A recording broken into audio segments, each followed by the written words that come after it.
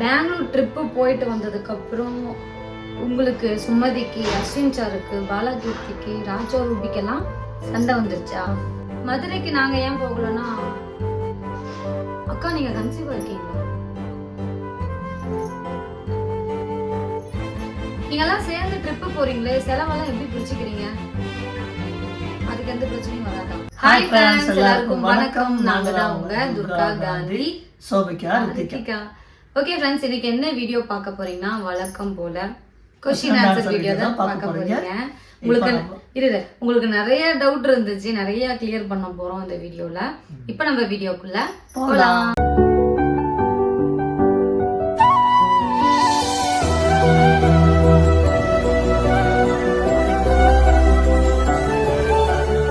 Okay friends, நீங்கள் நிறைய கேட்ட கொஷின் என்னன்னா, இப்போ நம்ம வந்து ரீசெண்டாக நம்ம பெங்களூர் போயிட்டு வந்த வீடியோக்கான கொஷின் தான் நீங்கள் கேட்டீங்க. அதில் என்னன்னு சொல்லி பார்த்தீங்கன்னா, நீங்கள் எல்லாரும் சேர்ந்து அடிக்கடி ட்ரிப்பு போறீங்கல்ல, எப்படி எல்லாரும் செலவு பண்ணுவீங்க, எப்படி பிரிச்சுப்பீங்க, யார் செலவு பண்றா அப்படிங்கிறதெல்லாம் கேட்டிருந்தீங்க. அந்த டவுட்டை இவர் கிளியர் பண்ணிடுவோம். மேக்ஸ் இல்லை, நாங்கள் ஒரு 5 ஃபேமிலி ரெகுலராக 5 ஃபேமிலி தான் போகிறோம். வெளியில் போனோம்னா நம்ம ஸ்நாக்ஸ் சாப்பிட்றது, சாப்பாடு, ரூம் செலவு எல்லாத்தையும் ஒரே ஆள் தான் பண்ணுவோம். பண்ணிவிட்டு ஃபைனலாக முடிச்சுட்டு ட்ரிப்பு முடிஞ்சு ரிட்டன் வந்ததுக்கப்புறம் என்னென்ன செலவு பண்ணுங்கிறத அப்படியே மொத்தமாக போட்டு மெசேஜ் அனுப்பிச்சிடுவோம் வாட்ஸ்அப்பில். அவங்க பார்த்துட்டு அதை வந்து எத்தனை ஷேர் போடலாம் அப்படிங்கிறது கணக்கு பண்ணி அப்படியே ஒருத்தருக்கு எவ்வளோ அமௌண்ட்னு சொல்லிடுவாங்க. சொல்லிட்டோம்னா அவங்க நம்மளுக்கு ஜிபே பண்ணிடுவாங்க. யார் செலவு பண்றாங்களோ அவங்க என்ன பண்ணுவோம்னா, எங்களுக்கு குரூப் ஒன்று வச்சிருக்கோம். அந்த குரூப்ல இவ்வளோ அமௌண்ட் செலவாயிருக்குன்னு சொல்லிட்டு அவங்க செலவு பண்ண அமௌண்ட் வந்து அந்த குரூப்ல சென்ட் பண்ணிடுவோம். அப்புறம் ஃபைனலா எல்லா அமௌண்ட்டையும் டோட்டல் பண்ணிட்டு எத்தனை டிவைடட் எத்தனை போடலாம், மிஞ்சி போனா 3, 4 அந்த மாதிரி தான் நாங்க வந்து போடுற மாதிரி இருக்கும். போட்டுட்டு அது அவங்கவுங்க அப்படியே ஷேர் பண்ணிப்போம். மற்றபடி வேற ஒன்றும் இல்லை, கணக்கு வழக்கெல்லாம் பெருசா ஒன்றும் இருக்காது. எல்லாருமே நாங்கெல்லாம் சாப்பிட்றதெல்லாம் கொஞ்சம் ஒருத்தவங்க என்ன பண்ணுறது, கொஞ்சம் அதிகமாக சாப்பிடுவோம், கம்மியாக சாப்பிடுவோம், அதெல்லாம் கணக்கு இல்லை. நாங்கள் வந்து டோட்டலாக மொத்தமாக செலவாகிற பில்லு பூரா மொத்தமாக போட்டு அப்படியே பிரிச்சுருவோம். நீங்கள் 2 பேர் தான், நாங்கள் 3 பேர் தான், அந்த மாதிரிலாம் கணக்கு இல்லை. மொத்தமாக சாப்பிட்றதோ சரி, நம்ம விளையாடுறதோ ஒரு டீ குடிக்கிறது எதாக இருந்தாலும் மொத்த கணக்கு தான். அதை மொத்தமாக போட்டு ஒரு 3 4 டிவைட் பண்ணி அவங்களோட அமௌண்ட் வந்து அவங்க ஷேர் கொடுத்துருவாங்க, அவ்வளோதான். அதனால அது ஒரு பிரச்சனை இல்லாம எவ்வளவு போயிட்டு இருக்கு. மத்தபடி ஒண்ணும் இல்ல. ஆனா அது நிறைய பேர் கேட்டிருந்தீங்க, எப்படி இவ்வளவு பேர் போடுறீங்க, உங்களுக்கு அந்த டவுட் வந்திருக்கும். இப்ப அவங்க 2 பேர் வராங்க, நீங்க 3 பேர் போறீங்க, இவங்க 4 பேர் வராங்க, இவங்க 5 பேர் வரீங்க, எப்படி எல்லாமே ஆள் எல்லாம் மாத்தி இருக்குல்ல, எப்படி வந்து நீங்க அமௌண்ட் டிவைட் பண்ணுங்கிற கணக்குல தான் நீங்க எல்லாம் கேட்டிருக்கீங்க. நாங்க இப்படிதான் இப்ப வரைக்கும் ஷேர் பண்றோம். அடுத்து ஒரு பெரிய ட்ரிப் வேற பிளான் பண்ணிருக்கோம். பாப்பாங்க ஸ்கூல் லீவ்ல தான். அது வந்து பாத்தீங்கன்னா வெளி மாநிலம் தானே, வெளி மாநிலம். அது என்ன ஊர் போறோம் என்ன அப்படிங்கறது அடுத்தடுத்து விளாக்ல வந்து சொல்றோம். நீங்க எப்படி அடிக்கடி இந்த மாதிரி ட்ரிப் சேர ஆரம்பிச்சீங்க அப்படின்னா எங்களுக்கே தெரியல. இதெல்லாம் பெங்களூர் ட்ரிப் திடீர்னு உடனே ஒரே நாள்ல ரெடி ஆனதுதான். சுமதி ஃபர்ஸ்ட் நம்ம வீட்டுக்கு வந்தப்போ எப்போ வந்தது, ஏதோ ஒரு ஃபங்க்ஷனுக்கோ ப்ரமோஷனுக்கோ வந்துட்டு தான் நான் வீட்டுக்கு கூப்பிட்டுருந்தேன்னு சொல்லி வந்தாங்க. வந்துட்டு அவங்க அண்ணன் வீட்டுக்கு போயிட்டு எனக்கு வந்து காலையில சுமதி கூப்பிடுது, ஊட்டி ட்ரிப் போலாமா அப்படின்னு சொல்லிட்டு அப்படி ஆரம்பிச்சதான் எங்களோட ட்ரிப்பு. அன்னைக்கு காலையில மறுபடியும் வீட்டுக்கு வரேன்னு சொன்னாங்க. அப்புறம் திடீர்னு ஃபோன் பண்ணி ஊட்டி போலாம்னாங்க. அப்புறம் உடனே திருப்பூர்ல அஸ்வின் சார், ராஜா ரவிக்கு ஃபோன் பண்ணி சொன்னதும் அவங்களும் ஓகேன்ட்டாங்க. நாங்களும் ஓகே சார், எல்லாருக்கும் அந்த டைம் லீவ்ல தானே அப்படின்னு சொல்லிட்டு எல்லாருமே போயிட்டோம். அப்படி ஆரம்பிச்சதான் ஃபர்ஸ்ட் நம்ம இதுக்கு போயிருக்கோம், ஊட்டி போயிருக்கோம். 2வது பாத்தீங்கன்னா பெங்களூர் போயிருக்கோம். 3வது ட்ரிப் வந்து இப்பதான் பேசிக்கிட்டு இருக்கோம். அடுத்த ட்ரிப் வந்து நம்ம போவோம். நம்ம தனியா போறதுக்கும் இந்த மாதிரி சேர்ந்து போறதுக்கும் பாத்தீங்கன்னா நிறைய டிஃப்ரெண்ட் இருக்கு. தனியா போறப்ப நம்ம அந்த மாதிரி ஒன்றும் ஜாலி இருக்காது. ஃப்ரெண்ட்ஸோடையும் ஃபேமிலியோடையும் நம்ம நிறைய பேரோட சேர்ந்து போறப்ப, இவங்களோட மட்டும் சொல்ல, இன்னும் நம்ம ஃபேமிலியா நிறைய பேர் சேர்ந்து போறப்போ நமக்கு வந்து ஒரு ஜாலியாகவும் இருக்கும், ஃபன்னா இருக்கும். தெரியாத இடத்த இப்ப நிறைய அவங்களுக்கு தெரிஞ்ச இடம் இருக்கும், அந்த இடத்துக்குலாம் எங்களுக்கு கூட்டிட்டு போய் காமிப்பாங்க. நிறைய பேர் சேர்ந்து போனாதான் ஒரு சுற்றுலா போறோம்னா நிறைய பேர் சேர்ந்து போனாதான் ஒரு ஜாலியா இருக்கும். நம்ம மட்டும் தனியா போனா அவ்வளோ ஒன்றும் சந்தோஷமா இருக்கு. அதே மாதிரி உங்களுக்கு எல்லாம் ஒரு டவுட், என்னடா இவங்க ஒன்னா கிளம்பிடுறாங்க அப்படிங்கிறது இருக்கும். அது வந்து எப்படி வேலைக்கு போறாரா இல்லையா, பிள்ளைங்களுக்கு ஸ்கூல் லீவ் என்ன பண்றீங்க, கரெக்டா ஸ்கூல் அனுப்புறீங்களான்னு சொல்லிட்டு நிறைய டவுட். அதுக்கு என்ன சொல்றது? இல்லை, இப்போ பெங்களூர் போகும்போது கூட பாப்பாங்களுக்கு 4 நாள் லீவ் விட்டுருந்தாங்க. இந்த எக்ஸாமுக்கு முன்னாடி லீவ் விடுவாங்கல்ல, அந்த லீவ் விட்டுருந்தாங்க. சரி ஓகேன்ட்டு டக்குன்னு பிளான் பண்ணோம். உடனே ஒரு 2 நாள்ல போயிட்டு வந்துடலாம் அப்படின்னு சொல்லி தான் பிளான் பண்ணது. எக்ஸாம் வந்து ஒரு பாப்பாங்க வந்து சிபிஎஸ்சி ஸ்கூலு, அதனால பாப்பாங்களுக்கு எக்ஸாம் இருக்கிறதுக்கு ஒரு 10 நாளைக்கு முன்னாடியே ஒரு 4 நாள் லீவ் விட்டாங்க. சரி அந்த லீவ்ல ஒண்டர்லா போயிட்டு வரலான்னு பிளான் பண்ணி எல்லாரும் போயிட்டு வந்தோம். மத்தபடி நம்ம வந்து லீவ் போட்டுட்டுலாம் பாத்தீங்கன்னா நம்ம வந்து யாருமே போறது இல்லையா? இப்போ எனக்கு வந்து நான் வந்து லீவ் போட்டு தான் போனேன். ஏன்னா ஆமா, இவர் லீவ் போடுவாரு, ரெகுலரா லீவ் தானா வராது. நாம தான் வேணும்னா நம்ம லீவ் போட்டுக்கலாம். நான் ஒரு 4 நாள் லீவ் போட்டேன் அன்னைக்கு. இவருக்கு வருஷத்துக்கு இத்தனை நாள் லீவுன்னு இருக்கும். அந்த லீவ்ல இருந்து மைனஸ் பண்ற மாதிரி. நாங்க ஏதாவது வெளியில போறோம்னா ஒரு லீவ் போட்டுருவாரு. பாப்பாங்களுக்கு ஸ்கூல் லீவ் டைம்ல தான் நாங்க வெளியில போற ட்ரிப்பே வந்து பிளான் பண்ணுவோம். பாப்பாங்களுக்கு அதிகமா லீவ் போட மாட்டோம். லீவ் போட மாட்டோம். அவங்களுக்கு எப்ப லீவ் வருதோ அன்னைக்கு வந்து நான் லீவ் போட்டு எல்லாரும் சேர்ந்து போற மாதிரி பிளான் பண்ணிக்குவோம். மேபி ஏதாவது ப்ரொமோஷன் போறோம் அப்படின்னா இவங்களோட அக்கா, அதாவது எங்க அண்ணி, அப்படி இல்லைன்னா யாராவது ஒருத்தர் ஊர்ல இருந்து வர சொல்லிட்டு பாப்பாங்களை பார்க்க சொல்லிட்டு நாங்க கிளம்பிடுவோம். அப்படிதான் இருக்கும். மேக்ஸிமம் பாப்பாங்களோட ஸ்கூல் வந்து இதனால வந்து பாத்தீங்கன்னா எந்த பிரச்சனையும் வராது. அதுதான் நிறைய பேர் கிட்ட இருந்தாங்க, படிப்புக்கு என்ன பண்ணுவீங்கன்னு சொல்லிட்டு. ஓகே ஃப்ரெண்ட்ஸ், நீங்கள் கேட்ட அடுத்தடுத்த கொஸ்டின் எனக்கு பதில் சொல்லிட்டோம். பாப்பாங்க ஸ்கூலு, அப்புறம் நீங்கள் எப்படி செலவை வந்து மேனேஜ் பண்ணுறீங்க அப்படிங்கிறது சொல்லியாச்சு. அடுத்த கொஸ்டின் இது உங்களுக்கு புரிஞ்சிருக்குன்னு நினைக்கிறேன். புரியலன்னா அடுத்த கொஸ்டின் ஆன்சர் போட்டுடுவோம். அடுத்து என்னது? Sorry rate.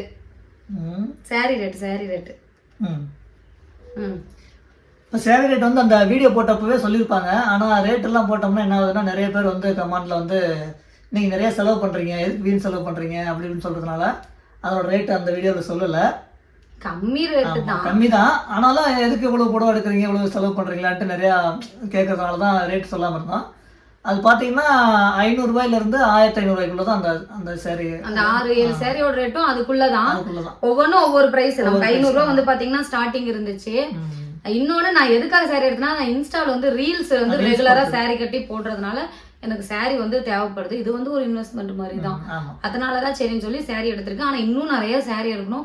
உங்களுக்கு ஏதாவது ஹோல்சேல் கடை தெரிஞ்சால் கண்டிப்பாக எனக்கு சொல்லுங்கள். நான் பல்காக நான் வாங்கிக்கிறேன். நிறைய ஒரு 10 சாரி 20 சாரி எடுக்கணும். ஏன்னா நிறைய ரீல்ஸ் போடுறதுனால அது மாற்றி கட்டுறதுக்கு நிறைய தேவைப்படுது. அதனால தான் வந்து பார்த்தீங்கன்னா சாரி எடுத்தோம். சாரியோட ரேட்டும் சொல்லியாச்சு. நெக்ஸ்ட் வந்து சிஸ்டர், நீங்கள் எப்படி வெயிட்டை மெயின்டைன் பண்ணுறீங்கன்னு சொல்லுங்கள். நான் வெயிட்டை எப்படி மெயின்டைன் பண்ணுறேன்னா, அதுக்காக தனியாக ஒன்று எப்பயும் போல சோறாக்குறது சாப்பிடல. மெயின் என்னன்னா அளவு சாப்பாடு தான். அளவு சாப்பாடுன்னா ஜாஸ்தியாக நார்மலாக நம்ம ஒரு ஹோட்டலுக்கு போனால் கூட ஒரு மீல்ஸ் வாங்கினோம்னா அந்த ஃபுல் மீல்ஸ் வந்து சாப்பிட மாட்டோம்னா சாப்பிட முடியாது. ஆளுக்கு பாதி தான் சாப்பிடுவோம். ஒரு பிரியாணி வாங்கினா கூட முழுசாக ஒரு பிரியாணி எங்களால் சாப்பிட முடியாது.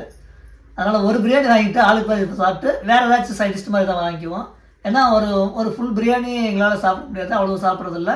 அதே மாதிரி ஒரு மீல்ஸ் வயிறு, அது குடல் வந்து பார்த்தீங்கன்னா அதுக்கு ஏற்ற மாதிரி எங்களுக்கு பழகிருச்சு போல. நாங்கள் 4 பேர் போகிறோம்னா 2 எம்டி வாங்குவோம், ஒரு கிரில் வாங்குவோம். அதுவே எங்களால் சாப்பிட முடியாது. அதனால எங்களுக்கு எங்களோட வயிறோட குடல் வந்து சுருங்கிருச்சு. மற்றபடி இதுக்காக மெயின்டைன் சொல்லி நான் எதுவும் பண்றதில்ல. அப்படியே இருக்கு உடம்பு. ஆரம்பத்துல இருந்தே எனக்கு ஒரே மாதிரி உடம்பு இருக்கு. உடம்பும் போடல, ஒன்றும் போடல. ரித்திகா பிறந்த டைம்ல பாத்தீங்கன்னா கொஞ்சம் உடம்பு போட்டிருந்தது. அவர் திரும்ப அதை பழையபடி ஆயிட்டேன். மற்றபடி இதுக்காக நான் எதுவுமே பண்ணல. வெயிட் கெயின் பண்றதுக்கு வேணா ஏதாவது பண்ணணும் அப்படின்ட்டு ஒரு ஆசை இருக்கு, கொஞ்சமா குண்டாகணும் அப்படின்ட்டு. அப்புறம் அடுத்தது பார்த்தீங்கன்னா, நம்ம ரித்திகா சோபிகா பெட்டில் இருக்கிற அந்த எல்லோ கலர் பெட்ஷீட் வந்து எங்கே வாங்கினீங்க எவ்வளோன்னு சொல்லி ஒருத்தவங்க கேட்டிருக்காங்க. கரெக்டாக அந்த வீடியோவில் அதை நோட் பண்ணி கேட்டிருக்காங்க. இந்த பெட்ஷீட்டியா? நானே இந்த கொஸ்டினை பார்க்கல. அது வந்து எவ்வளோ ரேட்டு? 496 ரூபா. நம்ம பாருங்க எல்லா கொஸ்டினையும் ஸ்க்ரீன்ஷாட் எடுத்து வச்சிருக்கோம். சும்மா கீழே பார்த்து படிக்கிறோம் அப்படின்னு நினச்சிக்காதீங்க. MKQC1KY என்னமோ அவர் வந்து கேட்டிருக்காங்க. நம்ம வந்து இந்த சிம்கோல தான், கோயம்புத்தூர் நம்ம டவுனால் இருக்கிற சிம்கோல தான் பார்த்தீங்கன்னா இந்த பெட்ஷீட் வாங்கினோம். 496 ரூபா. ஆனால் சூப்பர் குவாலிட்டியா இருக்கு. எப்படி 6 மாதம் வெளியில எங்க வாங்கினாலும் குறைஞ்சபட்சம் ஒரு 800 ரூபாய் 1000 ரூபாய் இருக்கு அந்த பெட்ஷீட். ஆனால் அது அந்த கடையில் வந்து கம்மி ரேட்டு தான், அங்கே தான் எடுத்தான். நல்லா இருக்கு, சூப்பரா இருக்கு பெட்ஷீட். அவங்களும் வெளி மாநிலத்துல இருந்து எடுத்து சேல் பண்ணுவாங்க. ஆனால் நமக்கு கம்மி ரேட்டு கொடுக்குறாங்க. மற்ற இதை நாங்கள் கம்பேர் பண்றப்ப எங்களுக்கு கம்மியா இருந்துச்சு. இப்போ வரைக்கும் அந்த பிஞ்சு போறது, அந்த தையல்லாம் விட்டு போயிடும் சில பேர் சொல்லியிருந்தாங்க. அந்த மாதிரி எதுவுமே ஆகல, நல்லா இருக்கு. அது வந்து பாத்தீங்கன்னா 496 ரூபா. 500 ரூபாய்க்கு 4 ரூபா கம்மி. அதுவும் அதில் 2 பெட்ஷீட் வாங்கியிருந்தோம். பாப்பாங்க பெட்ரூம் ஒன்று, நாங்கள் எங்கள் பெட்ரூம் வாங்கினோம். ரெண்டு பெட்ஷீட் வாங்கியிருக்கோம். அப்போ குளிர்காலத்தில் வாங்கணும். இப்போ வீட்டுக்குள்ள இருக்கவே முடியல. ஐயோ இப்போ எங்கேயாவது போய் மாடி மேலே படுத்தோமாமா அப்படிங்கிற மாதிரி இருக்கு. அடுத்தது ஏசி தான் ஒன்று கேட்டுட்டு இருக்கேன் எங்கள் வீட்டுக்காரர். 2 ஏசி வாங்கினா நம்ம வீட்டில் 2 பெட்ரூம் இருக்கே, 2 ஏசி வாங்கணும் இல்லைங்க? 2 ஏசி வாங்கணும். ஆனால் இவர் என்ன சொல்றாரு, பாப்பாங்க பெட்ரூம்ல போட்டுட்டு கதவை திறந்து வச்சா எங்க பெட்ரூமுக்கு காத்து வருங்கிறாரு. அது வருமா? நீங்களே சொல்லுங்க. இல்லை, ஏசியே இல்லாமல் இருக்கிறோம். சரி ஒரு ஏசி எடுக்கலாம்னு சொன்னா, இல்லை எடுக்கணும், 2 ஏசி எடுக்கணும். அல்ல, இப்போ நான் ஏசி எல்லாம் படுத்ததே இல்லை. இப்ப நான் எப்பதான் வந்து ஏசியில படுத்ததே இல்ல, ஏசி இல்லாம படுத்ததே இல்ல. ஆஹா, இப்போ கட்டில் வாங்குறப்பையும் பாத்தீங்கன்னா நான் இவர் வந்து ஒரு கட்டில், அதாவது மரம் எடுத்து போட்டு பாப்பாங்களுக்கு மட்டும் ஒரு கட்டில் மெத்த செஞ்சு போடலாம், நம்ம இருக்கிற மெத்தையிலே படுத்துக்கலாம்னு சொன்னாரு. நான் கொஞ்சம் பிடிவாதமா பேசினால 2 கட்டில். இப்போ வந்து இவர் கட்டில மட்டும் தான் படுக்கிறாரு, கீழே படுக்கிறதே இல்லை. அப்ப ஏசி அதே மாதிரி பேசி பேசி 2 வாங்கிட்டேன்னா அவங்களுக்கு பிரச்சனை இருக்காது. பார்க்கலாம், நம்ம போயிட்டு வாங்கணும்.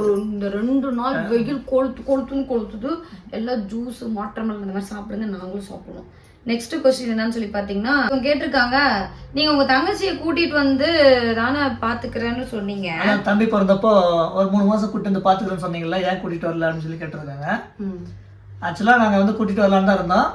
ஆனா இவங்க தங்கச்சி தான் வந்து நான் கோயம்புத்தூர்ல வந்து எப்படி இருக்கிறது அப்படின்னு சொல்லிட்டு நான் அங்கேயே இருக்குன்னு சொன்னாங்க. சரி ஓகே, அவங்க பாட்டி வீட்லயாச்சும் இருக்கட்டும் அப்படின்னு சொல்லிட்டு நாங்கள் கொஞ்சம் ஜாமான்லாம் வாங்கி கொடுத்து. அதுல மெயினாக என்ன விஷயம்னா, ஆப்ரேஷன் பண்ணி தான் குழந்தை எடுக்கிற மாதிரி இருந்துச்சு. இன்னொன்று தாத்தா இறந்தனால ஆயா வந்து தனியாக இருந்தாங்க. அப்போ ஆயா வந்துட்டு சுருதி 3 மாதம் என் கூட இருக்கட்டும், அதுக்கப்புறம் நீ கூட்டிகிட்டு போ அப்படின்னு சொல்லிட்டாங்க. சரி, அதனால சரி அப்படியே ஓகேன்னு சொல்லிட்டு ஆயாவுக்கு கொஞ்சம் அந்த பிள்ளை துணையாக இருக்கும். ஆனால் அங்கேயே பார்த்தீங்கன்னா ஒரு 4 நாள் தான் இருந்துச்சு. எங்கள் வீட்டுக்காரர் கூட நான் வீட்டுக்கு போகிறேன்னு சொல்லி அங்கே போயிடுச்சு. ஏன்னா அந்த பொண்ணு வந்து வீட்டுக்காரர் விட்டுட்டு தனியாக வந்து இருக்கிறதுக்கு ஆமாம் கொஞ்சம் விருப்பம் இல்லாதனால நம்ம இங்கே கூட்டிட்டு வர முடியல.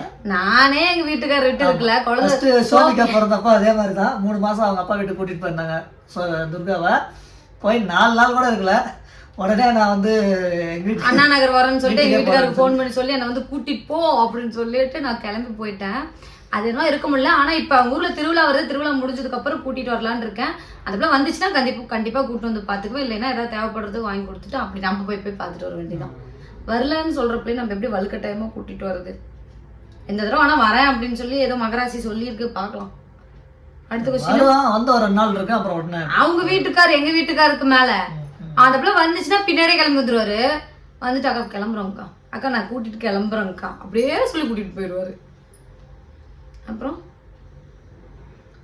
நெக்லஸ் செட் சொல்லலாமா? நம்ம அந்த கிவ் அவே அந்த செட் யாருக்கு கொடுக்க போறீங்க அப்படின்னு சொல்லி எங்களை கேட்டிருக்கீங்க. அந்த 2 செட்ல ஒரு செட் கொடுத்தாச்சு, ஒரு செட் அப்படியே இருக்கு. அந்த என்ன பண்றதுன்னு தெரியல. அதை ஆன்சர் பண்ணவங்க வந்து ரெஸ்பான்ஸ் பண்ணவே இல்லை. அதை யார் கொடுக்கலான்னு சொல்லி இன்னும் முடிவு பண்ணல. நிறைய பேர் கேட்டு இருக்கிறீங்க, அதை யார் கொடுப்பீங்கன்னா யார் கொடுக்கலான்னு இன்னும் எப்படி தரது, திரும்ப ஏதாவது கொஸ்டின் மாதிரி கேட்டு கொடுக்கறதா என்ன பண்றதுன்னு தெரியல. அதனால அப்படியே வச்சுட்டு இருக்கோம். சீக்கிரமா அதை யாருக்காவது கொடுக்கணும். அது பாக்குறப்பெல்லாம் யாருக்காச்சும் கொடுக்கணுமே, என்னடா நம்மளே வீட்டுல வச்சுட்டு இருக்கோம் அப்படிங்கிற. இப்போ ஒரு கேள்வி கேட்டதுங்களா, அது கொடுத்துடலாமா? என்ன கேள்வி? அந்த ஷார்ட்ஸில் மிஸ்டேக் இருக்குன்னு சொன்னோம்ல, அதில் யார் வந்து அதிகப்படியான மிஸ்டேக் கண்டுபிடிக்கிறீங்களோ அது ஃபர்ஸ்ட் கண்டுபிடிக்கிறவங்களுக்கு. சரி ஓகே, அந்த ஷார்ட்ஸை பார்த்தீங்கன்னா ஃபர்ஸ்ட் கமெண்ட்லேயே பின் பண்ணி வைக்கிறேன். அந்த ஷார்ட்ஸில் பார்த்தீங்கன்னா நாங்கள் நிறைய மிஸ்டேக் பண்ணியிருப்போம். அது எத்தனை மிஸ்டேக் இருக்கு கரெக்டாக சொல்கிறவங்களுக்கு பார்த்தீங்கன்னா அதிகமான மிஸ்டேக் யார் கண்டுபிடிக்கிறாங்களோ அவங்களுக்கு கொடுத்துடலாம். அதுவும் ஃபர்ஸ்ட் கண்டுபிடிக்கிறது தான். இப்போ வந்து ஒரு 10 மிஸ்டேக் இருக்கு, குளிக்கலாம் இல்லை குளிக்கல இல்லை, ஒரு 10 மிஸ்டேக் இருக்குன்னு வச்சுக்கோங்களேன். ஃபர்ஸ்ட் வந்து யார் அந்த 10 மிஸ்டேக் கண்டுபிடிக்கிறாங்களோ அவங்களுக்கு. ஒருத்தர் கண்டுபிடிச்சாங்கன்னா திரும்ப அது கீழே வரவங்க எல்லாருமே அதையே பார்த்து அப்படியே கமெண்ட்ல சொல்ல ஆரம்பிச்சிருவாங்க. அந்த மாதிரி இல்லை, அதிகப்படியான மிஸ்டேக்கு யார் கண்டுபிடிக்கிறாங்களோ அதில் ஃபர்ஸ்ட் யார் கண்டுபிடிச்சிருக்காங்களோ அவங்களுக்கு அந்த அதை கொடுத்துடலாம். அதே மாதிரி இதுக்கு வந்து நீங்க கமெண்ட் பண்றவங்க யாருக்கு உங்களுக்கு அது வேணும்னு தோணுதோ அவங்க மட்டும் கமெண்ட் பண்ணுங்க. எல்லாருமே பண்ணிட்டு பாருங்க. இப்ப 2ஆவதா நம்ம செலக்ட் பண்ணவர்களும் பொண்ணா பையனா இல்லை அவங்களுக்கு தெரியலையா என்னன்னு தெரியல. தெரியாம இருக்க வாய்ப்பு இல்லை. ஏன்னா நான் வந்து நீங்க தான் வின்னர்னு போட்டப்ப அவங்க தம்ஸ் அப் வந்து யூடியூப்ல அவங்க சென்ட் பண்ணியிருந்தாங்க. அப்ப உங்களுக்கு தெரிஞ்சிருக்குன்னு தான் அர்த்தம். அவங்க அனுப்பல. இன்ட்ரெஸ்ட் இல்லைன்னா நீங்க விட்டுருங்க, வேற யாருக்காவது நம்ம கொடுத்துடலாம். அதனால முடிஞ்ச அளவுக்கு கொஸ்டினுக்கு ஆன்சர் பண்ணுங்க. நம்ம வந்து இதுல கொடுத்துடலாம். இன்னைக்கு அதாவது என்னைக்கு எவ்வளவு டைம் வரைக்கும் நம்ம அதையும் சொல்லிடலாம். நாளைக்கு வச்சுக்கோமா, நாளைக்கு சாயங்காலம் வரைக்கும் வச்சுக்கலாம். நாளைக்கு ஒரு சாயங்காலம் 5 மணி வரைக்கும் டைம். அது மிஸ்டேக் நிறைய மிஸ்டேக் இருக்கு. அதிகமான மிஸ்டேக் யார் கண்டுபிடிக்கிறீங்களோ அவங்கள ஃபர்ஸ்ட் கண்டுபிடிச்சு சொல்றவங்களுக்கு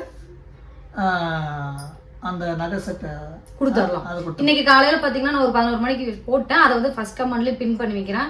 பார்த்துட்டு சொல்லுங்க. நம்ம அந்த நகை செட்டை உடனே வந்து கிவ் அவே கொடுத்துடலாம். நீங்க வந்து உங்களோட கான்டாக்ட் நம்பரும் டீட்டெயில் எல்லாமே பாத்தீங்கன்னா எனக்கு என்னோட துர்கா ராஜீவ் 9 இன்ஸ்டா பேஜுக்கு சென்ட் பண்ணீங்கன்னா உடனே நம்ம வந்து போட்டு விட்டுருவோம். அவ்வளவுதான். அமிச்சுட்டு எங்களுக்கு மாசக்கணக்கா வச்சுட்டு இருக்கோம். பாக்குறப்பெல்லாம் சங்கடமா இருக்கு. உங்க கூட ஒருத்தங்க இருந்தாங்களே அவங்களுக்கு எதுவுமே வாங்கி தரலையா? எங்க அண்ணி, எங்க அக்கா தான். அது யாரும் இல்ல, எங்க அண்ணி. இவரோட அக்கா தான். எது வாங்கி தரலையான்னு கேட்டிங்கன்னா எங்கள் அண்ணிட்ட நான் saree எடுக்க போகிறப்ப எங்கள் அண்ணி saree எடுக்க சொன்னாங்க. ஆனால் எங்கள் அண்ணி பார்த்தீங்கன்னா அங்கே எனக்கு saree தேடுறதுலையே அவங்க மும்முரமாக இருந்தாங்க. saree எடுத்துக்கல.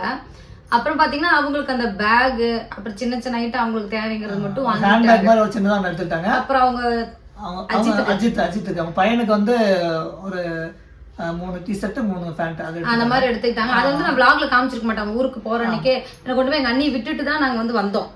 அவங்க தம்பிக்கு மட்டும் எடுத்துக்கிறேன் எனக்கு வேணாம் அப்படின்னு சொல்லி அக்கா எடுத்துக்கிட்டாங்க. மற்றபடி நாங்க மாத்தி நாங்க இப்போ ஃபர்ஸ்ட் டைம் பார்க்குறோம் அப்படின்னா எடுத்து நிறைய கொடுக்கலாம். நாங்கள் ரெகுலராக பார்த்துட்டு இருக்கோம். ரெகுலராக வந்து நாங்கள் கொடுக்கல் வாங்கல் எல்லாம் நிறையா இருக்கிறதுனால அது ஒன்றும் பெருசாக தெரியல. மற்றபடி எல்லாருக்கும் எடுக்கணுங்கிற பிளான்லாம் நாங்கள் போகல. என்ன கம்மியாக இருக்கோ அதை பார்த்துட்டு நல்லா இருந்தால் எடுத்துகிட்டு வரலாம் அப்படிங்கிற பிளானில் தான் போயிருந்தோம். அப்புறம் இப்போ உங்க யூடியூப் வருமானம் எவ்வளோன்னு சொல்லி ஒருத்தன் கேட்டிருக்காங்க. ஐயோ இவர் கிளம்பிடுவாரு. இல்லை அது வந்து என்னன்னு பார்த்தீங்கன்னா ஸ்டார்டிங்கில் நாங்கள் வீடியோ போட்டுருக்கும்போது ஓரளவுக்கு கமெண்ட் எல்லாம் வந்துட்டுருக்கோம். நல்லா தான் வந்துட்டு இருந்துச்சு. நாங்கள் ஃபஸ்ட்டு எப்போ வந்து யூடியூப் வருமானம், ஃபேஸ்புக் வருமானம், இன்ஸ்டா வருமானம்னு சொல்லி வீடியோ போட்டோமோ அதுக்கப்புறம் தான் வந்து பார்த்திங்கன்னா நிறைய பேர் திட்டத்துக்கு ஆரம்பிச்சிட்டாங்க. ஏன்னா என்னடா நம்மளை மாதிரி நம்ம பக்கத்து வீட்டு ஃபேமிலி மாதிரி இருக்காங்க, இவங்க வந்து யூடியூப்ல வந்து இப்படி சம்பாதிக்கிறாங்களே அப்படின்னு சொல்லிட்டு கொஞ்சம் காண்டாகி நிறைய பேர் திட்டத்துக்கு ஆரம்பிச்சாங்க. அதுக்கப்புறம் தான் நிறைய கமெண்ட் வந்து பேட் கமெண்ட் வர ஆரம்பிச்சது. அதுக்கு முன்னாடி வரைக்கும் அதிகமாக கமெண்ட் வரும், ஏதோ 1-2 பேர் திட்டுவாங்க, அவ்வளோதான். ஆனால் நம்ம இந்த வருமானம்னு சொன்னதுக்கப்புறம் தான் நிறைய பேர் திட்ட ஆரம்பிச்சிட்டாங்க. நீங்களாம் இவ்வளோ சம்பாதிக்கிறீங்க. ஆமாம், ஏன்னா இப்போ ஒரு சீரியல் நடிகையோ இல்லை சினிமா நடிகையோ அவங்க யூடியூப் சேனல் வச்சு அவங்க சம்பாதிச்சாங்கன்னா அது ஒன்றும் சொல்ல மாட்டாங்க. நம்ம வீட்டு பக்கத்து வீட்டுக்காரங்க மாதிரி இருக்காங்க, நம்மளை மாதிரி இருந்துட்டு இவங்க வந்து இந்த மாதிரி வீடியோ போட்டு பணம் சம்பாதிக்கிறாங்களே அப்படிங்கும்போது கொஞ்சம் காண்டாகி திட்டுறாங்க. அதனால் வந்து இந்த வருமானம் சொல்கிறத தவிர்த்துக்கிறோம். எப்படியும் ரேபி இந்த வீடியோ பார்த்துட்டு அவர் போட்டுருவார், அவரோட சேனலில் போய் பாருங்கள். அவர் கண்டிப்பாக இந்த vlogல இந்த கிளிப்பை கட் பண்ணி அவர் கண்டிப்பா வருமானத்தை சொல்லிடுவாரு. அவரோட வருமானம் சொல்லாம இருக்கிறது நல்லது. நான் தான் சொல்லுவேன். இந்த கொஸ்டின் பார்த்தீங்கன்னா இது நான் தான் சொல்ல போறேன். யூடியூப் இல்லைன்னா தெரியும் பொழப்புலாம் அப்படின்னு சொல்லி கேட்டிருக்கீங்க. அது எப்படி சொல்றதுன்னா எனக்கு வந்து இந்த யூடியூப் இல்லைனாலும் எனக்கு ஒரு பிரச்சனையும் இல்லை. யூடியூப்ல வர வருமானம் பார்த்தீங்கன்னா எக்ஸ்ட்ரா வருமானம் தான். இது என்னோட இஷ்டத்துக்காக என்னோட விருப்பத்துக்காக எங்க வீட்டுக்கார் சப்போர்ட் பண்றதுதான். ஒருவேளை அது அப்படியே பேன் ஆகுது என்னவோ ஆகுது அப்படின்னாலும் எனக்கு ஒரு பிரச்சனையும் இல்லை. வர வரைக்கும் லாபம் அப்படின்னு சொல்லி தான் நான் எடுத்துக்க போறேன். ஏன்னா என் புருஷன் கவர்மெண்ட் வேலைக்கு போறாரு, மாதம் சம்பளம் வாங்கிட்டு இருக்காரு. அதை வச்சே நாங்கள் 2 பிள்ளைங்களை படிக்க வைக்கிறது எல்லாமே நாங்கள் பண்ணிப்போம். எங்களுக்கு அவர் சென்ட்ரல் கவர்மெண்ட் டீச்சராக தான் ஒர்க் பண்ணுறாரு. எங்களுக்கு வந்து யூடியூப் அப்படிங்கிறது எனக்கு வந்து எக்ஸ்ட்ரா வருமானம் மட்டும்தான். மேபி இது பேன் ஆயிடுச்சு என்ன பண்ணுவீங்க? பரவாயில்ல, வேற அடுத்து நம்ம வேற ஏதாவது வீடியோ பார்க்க வேண்டியதா, வேற ஏதாவது இருந்தால் பார்ப்போம், இல்லைன்னா நம்ம வீட்டு பொழப்பை பார்க்க வேண்டியதான். அதனால இந்த யூடியூப் பொழப்பு அப்படிங்கிறது எனக்கு இல்லை, அது நிறைய பேருக்கு இருக்கும். ஆனால் எங்களுக்கு வந்து யூடியூப் அதை நம்பி இருக்கிறவங்களுக்கு லாஸ். எனக்கு வந்து பார்த்தீங்கன்னா அது லாஸ் இல்லை, வர வரைக்கும் எக்ஸ்ட்ரா அப்படிங்கிற மாதிரி தான். அப்படியே இல்லை அப்படின்னா கூட எங்ககிட்ட காடு இருக்கு. நாங்க காட்டுல வேலை செஞ்சு நாங்க மாடு மேய்ச்சிப்போம். கல்யாணத்துக்கு முன்னாடி 2000 காடு இருக்கு. விவசாயம் அப்பா அம்மா பார்த்துட்டு பண்ணிட்டு இருக்காங்க. எங்களுக்கு ஆடு மாடு எல்லாமே இருக்கு. கல்யாணத்துக்கு முன்னாடி நாங்க மாடு வச்சுட்டு பால் கறந்து ஊத்திட்டு நான்லாம் பால் ஒரு நாளைக்கு 15 லிட்டர் பால் கறந்து ஊத்திட்டு இருந்தேன். எங்க சோபிகா பிறந்த டைம்ல எங்க தாத்தா பாத்தீங்கன்னா ஒரு மாடு வாங்கி கொடுத்துருந்தாரு. குழந்தை பிறந்தா அந்த டைம்ல ஏதாவது வாங்கி கொடுப்பாங்க. பாப்பா பிறந்திருக்குன்னு சொல்லி மாடு வாங்கி கொடுத்துருந்தாங்க.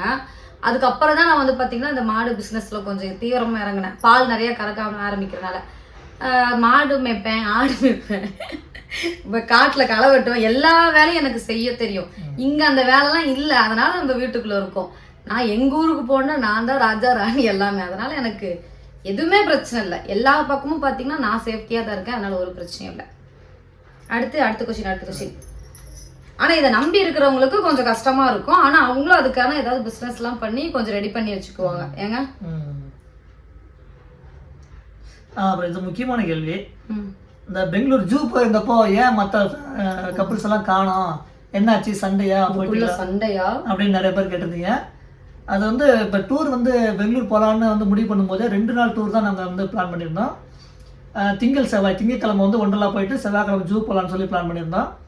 ஏன்னா புதன்கிழமை வந்து இந்த சிவராத்திரி வரதுனால எல்லாம் குலதெய்வம் கோயிலுக்கு சிவராத்திரிக்கு குலதெய்வம் கோயிலுக்கு போகணும். அதனால வந்து செவ்வாய்க்கிழமை நைட்டே நாங்கள் கிளம்பி வந்துடும்னு சொன்னதுனால 2 நாள் தான் பிளான் பண்ணோம். ஃபர்ஸ்ட் நாள் ஒண்டர்லா முடிச்சுட்டு நைட்டு வந்து ஜூ போய் பார்த்தா அங்கே போய் என்ட்ரன்ஸில் பார்க்கும்போது தெரியுது செவ்வாய்க்கிழமை லீவுன்னு சொல்லி. ஜூ லீவு, செவ்வாய்க்கிழமை ஜூ பெங்களூர் லீவு. அதனால வேற வழி இல்லாமல் அவங்க வந்து ஊருக்கு கிளம்பிட்டாங்க. அன்றைக்கி இருந்துட்டு மறுநாள் வந்து கிளம்பிட்டாங்க. செவ்வாய்க்கிழமெலாம் கிளம்பிட்டாங்க. செவ்வாய்க்கிழமை ஜூ லீவு. நாங்கள் என்ன பண்ணோம், சரி நம்ம 4 நாள் லீவ் போட்டு வந்துட்டோம்ல, நம்ம சரி இருந்து பார்த்துட்டு போகலான்னு சொல்லி எங்கள் அத்தை பொண்ணு பெங்களூரில் இருக்குது, அவங்க வீட்டில் போய் நைட் தங்கிட்டு அடுத்த நாள் வந்து புதன்கிழமை ஜூக்கு போனோம். ஜூக்கா இவங்க அத்தை பொண்ணு எல்லாரும் அவங்க ஃபேமிலி எல்லாரும் சேர்ந்து போயிருந்தோம். மற்றவங்க எல்லாருமே செவ்வாய்க்கிழமையே கிளம்பி போயிட்டாங்க. ஏன்னா அடுத்த நாள் வந்து சிவராத்திரிங்கனால அவங்களாம் கிளம்பிட்டாங்க, கோயிலுக்கு போகணும்னு சொல்லி அவங்க கிளம்பிட்டாங்க. மற்றபடி சண்டை ஐயோ அத நீங்க பார்த்துட்டு என்ன சண்டையா என்னாச்சு? அப்புறம் மதுரை அவங்க எல்லாரும் திரும்ப மீட் பண்ணிருக்காங்க, நீங்க வரல, உங்களுக்குள்ள என்ன பிரச்சனை? இந்த क्वेश्चनக்கு ஆன்சர் சொல்லுங்க. மதுரைக்கு ஏன் போறேன்னா, நாங்க அப்பதான் 4 நாள் லீவ் போட்டு வந்தோம். திரும்ப உடனே இல்லாம லீவ் போட முடியாது. அது விஷயம் இல்லைங்க, பாப்பாங்களுக்கு எக்ஸாம் நடந்துட்டு இருக்கு. ஆனுவல் எக்ஸாம் வெள்ளிக்கிழமை மணிக்கு பாப்பாங்களுக்கு ஆனுவல் எக்ஸாம் வந்து ஸ்டார்ட் ஆயிருச்சு. அதனால பாத்தீங்கன்னா நாங்க வந்து போக முடியல. போயிருக்கலாம், ஆனா இப்ப உடனே நானும் லீவ் போட முடியாதுல்ல, அதனால வந்து அங்க மதுரைக்கு போக முடியல. வியாழக்கிழமை வரும், வெள்ளிக்கிழமை மணிக்கு எல்லாம் மதுரை போனாங்க. அவங்க செவ்வாய்க்கிழமையே ரிட்டர்ன் ஆனால போயிட்டாங்க. மேபி எல்லாருமே வியாழக்கிழமை வந்திருந்தா எல்லாருமே டவுட் தான். மற்றபடி எங்களுக்குள்ள எந்த பிரச்சனையும் இல்லை, நாங்கள் எல்லாருமே ஓகே. இப்போ வரைக்கும் நேற்றுக்கு கூட ராஜா நான் ரூபி நாங்கள்லாம் ரொம்ப நேரம் பேசிட்டு இருந்தோம். நாங்கள் எங்களுக்குள்ளலாம் எந்த பிரச்சனையும் வராது எப்பயுமே. இந்த பாண்டிங் பார்த்தீங்கன்னா அப்படியே கொண்டு போனோம், அவ்வளோதான். எங்களோட எல்லாரோட மைண்ட் செட்டுமே எந்த பிரச்சனையும் இல்லாமல் நம்மளோட ஃப்ரெண்ட்ஷிப் பார்த்தீங்கன்னா கடைசி வரைக்கும் அப்படியே ஒரு பாண்டிங்கில் இருக்கணும் அப்படிங்கிறதான் பாலனா எல்லாருமே அடிக்கடியே சொல்கிற ஒரு விஷயம் வந்து பார்த்தீங்கன்னா அதுதான் சொல்லுவாங்க. அதோட எந்த பிரச்சனையும் இல்லை. அப்புறம் இன்னொரு விஷயம் எதை கேட்டிருந்தாங்களே, அதான் சண்டை, அவ்வளோதான். சரி சரி சரி வேற அந்த இந்த வீடியோ நேற்றுக்கு போட்டுருந்தோம்ல ஷார்ட்ஸ், நீங்க பாக்குறீங்க ஒரு மாதிரி. ஏன் துர்கா இப்படி அழைச்சிட்டீங்க? கண்டிப்பா நீங்க பிரெக்னண்டா தான் இருக்கீங்க அப்படின்னு கேட்டிருக்காங்க. அப்படியா? ஏங்க நீங்க அந்த அந்த சாரி பாத்தீங்கன்னா கொஞ்சம் லென்த்தா இருக்கு, என்னை வந்து சின்னதாக்கிருச்சு அந்த சாரி. அதே மாதிரி கொஞ்சம் நான் வந்து வெயிட்டும் குறைஞ்சிட்டாரு, எனக்கும் தெரியும். ஏன்னா இப்போ கொஞ்சம் நிறைய நமக்கு இந்த வீடியோ எடுக்கிறது ப்ரொமோஷன் அப்படிங்கிறதுனால சாப்பிட்றது டைமுக்கு சாப்பிட்றதுல, அதனால கொஞ்சம் வந்து உடம்பு வந்து குறைஞ்சிருச்சு. மற்றபடி நான் வந்து கன்சீவான இல்லை, அவ்வளோதான். சரி ஓகே, அவ்வளோதான். இன்னொரு கொஸ்டின், இன்னொரு லேடி வந்து கேட்டிருந்தாங்களே, நீங்கள் வந்து இன்னொரு பையன் பெற்றுக்கோங்க, எனக்கு வந்து 2 பொண்ணுங்க தான் இருக்காங்க, அதெல்லாம் வேணாமா? சரி ஓகே, சரி ஓகே ஃப்ரெண்ட்ஸ், நீங்கள் கேட்ட கேள்விக்கெல்லாம் பதில் கிடச்சிருக்கோம். சரி ஓகே, ஓரளவுக்கு நீங்கள் கேட்ட கேள்வி. ஓகே ஃப்ரெண்ட்ஸ், இப்போ நீங்கள் கேட்ட கேள்விக்கெல்லாம் ஓரளவுக்கு வந்து நாங்கள் பதில் சொல்லிட்டோம். இன்னும் வேறு ஏதாவது எக்ஸ்ட்ரா கொஸ்டின் இருந்துச்சுன்னா மறக்காமல் திரும்ப கமெண்ட் பண்ணுங்கள், நம்ம திரும்ப கொஸ்டின் ஆன்சர் வீடியோ போடலாம். அப்புறம் அந்த ஜுவல்லரி செட்டுக்கு பார்த்தீங்கன்னா அந்த வீடியோட லிங்க்கை வந்து ஃபர்ஸ்ட் கமெண்டில் பின் பண்ணுறேன், அதையும் பார்த்துட்டு அதுக்கும் வந்து ஆன்சர் பண்ணுங்க. நம்ம வந்து அந்த நகை செட்டு நம்ம யாருக்காவது ஒருத்தருக்கு அனுப்பிச்சிடலாம், அது நம்ம வச்சுட்டே இருந்தோம்னா அது மாதிரியா இருக்கு. அப்புறம் அவ்வளோதான். சரி ஓகே ஃப்ரெண்ட்ஸ், இந்த வீடியோ பிடிச்சிருந்தா லைக் பண்ணுங்க, ஷேர் பண்ணுங்க, கமெண்ட் பண்ணுங்க, மறக்காம துர்கா சேனலை சப்ஸ்கிரைப் பண்ணிருங்க. ஓகே ஃப்ரெண்ட்ஸ், எல்லாருக்கும்